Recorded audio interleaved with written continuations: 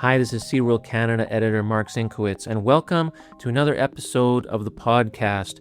Today we're featuring one of the recipients of the 2026 Canadian Plant Breeding Innovation Scholarship, one of 3 deserving students from across Canada. The scholarship recognizes outstanding graduate students working at the forefront of plant breeding and genetics, and it's made possible through the support of Alberta Grains, the Canadian Seed Growers Association, FP Genetics, High Tech Production, Richardson, Saskatchewan Development Commission, CCAN, Seeds Canada, SeedWorld Canada, and Warburtons. Our guest is Anirup Sengupta, a PhD student at the University of Saskatchewan, working with the Crop Development Centre and the Global Institute for Food Security. Originally from West Bengal, India, Anirup came to Canada in 2022 and has already built an impressive research record, publishing scientific papers, winning conference awards, and advancing genomic tools for crop improvement. Let's hear from Anirup himself. I'm really glad and honored to receive this, and also thanks for having me here today. Anirup's research focuses on Sisera milkvetch, a perennial forage legume known for its nutritional value and livestock benefits. However, the crop faces challenges that have limited its broader adoption. His work combines 3 powerful breeding tools: reference genome development, genetic diversity analysis, and genomic selection. My research is about providing plant breeders with a much more detailed roadmap to improve crops faster and more efficiently. So, the major part of my PhD focuses on the reference genome, which you can think of as creating the first complete genetic blueprint for this crop. Without a reference genome, breeding is a bit of trying to assemble a massive puzzle without seeing the picture on the box.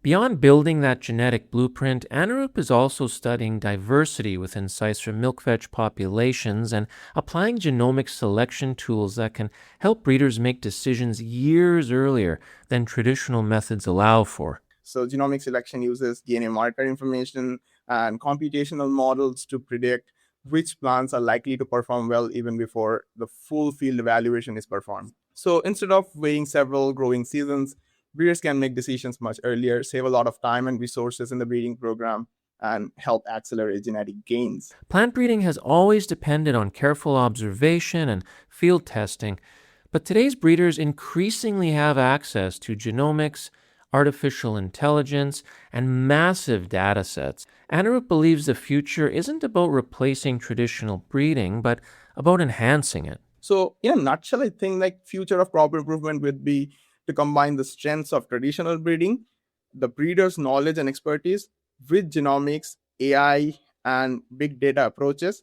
So it is not basically replacing the breeders, it is giving them much more precise tools to make faster and smarter decisions. What stands out about Anirup is not only his scientific accomplishments, but also his perspective on what drives success as a researcher. Despite publishing multiple papers and earning awards early in his career, he points to something a lot simpler. I think one of the biggest factors that drives me is curiosity and consistency. So I genuinely enjoy the process of learning new things, whether it's genomics or bioinformatics, plant pathology, or even things related to scientific communication. So research can be challenging because results don't always work the way you want them to work, the way you expect them to work. But having this curiosity kind of helps you to stay motivated. He also emphasizes the value of stepping outside the lab, whether through conferences, outreach activities, teaching, or leadership roles. Anirup says growth often happens beyond coursework and experiments. Agriculture, it's ultimately field driven because crops grow in the real environments with the changing weather, soil conditions, pest management practices, and everything. So at the same time, genomics, computational biology are giving us incredibly powerful tools to understand plant traits at a much deeper level to make meaningful progress. We need both perspectives kind of working in hand with each other. One theme that came up repeatedly in our conversation was balance. Today's plant scientists need to understand both the biology in the field and the computational tools transforming modern agriculture. As young researchers, we naturally get excited about new learning opportunities, learning these new technologies and incorporating them into our work. but sometimes that can lead to a situation where we almost have a solution looking for a problem. So rather than starting with the most technologies that we have, it's better to start with the important biological or agricultural questions first, like what we are addressing. And I think that's where the mentorship becomes extremely valuable, and experienced plant scientists like our supervisors bring a level of perspective that's incredibly important.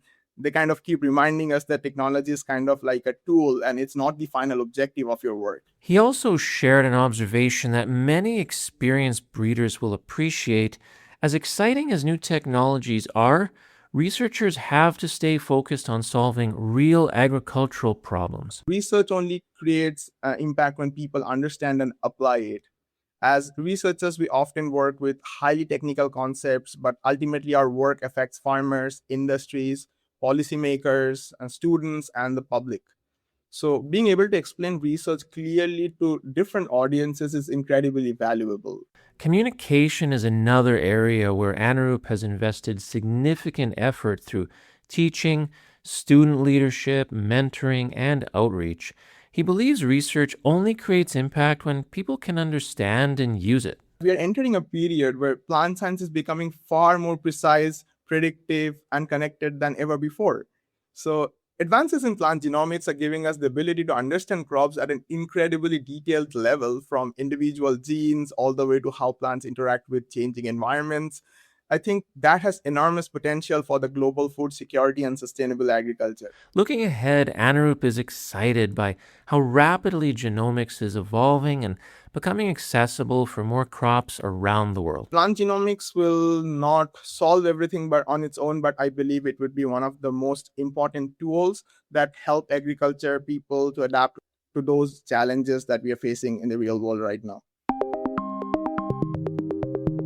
At just 25 years old, Anirup Sengupta is already helping build the next generation of plant breeding tools while keeping a clear focus on the farmers and agricultural systems they're meant to serve.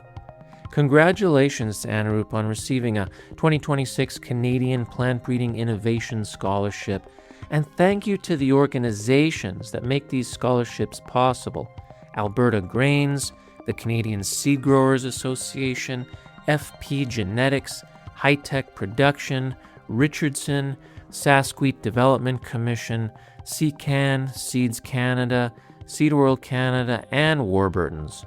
I'm Mark Zinkowitz, editor for Seed World Canada, and thanks for listening.